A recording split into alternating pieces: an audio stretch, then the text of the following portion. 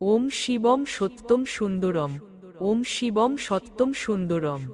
সুধী ভক্তবৃন্দ, আছে আগামী 13 ফাল্গুন, রোজ বুধবার, হরিদাস ভোলারদিঘি শ্রী শ্রী সন্ন্যাসীর ধামে 10তম শিব চতুর্দশী ব্রত মহা উৎসব।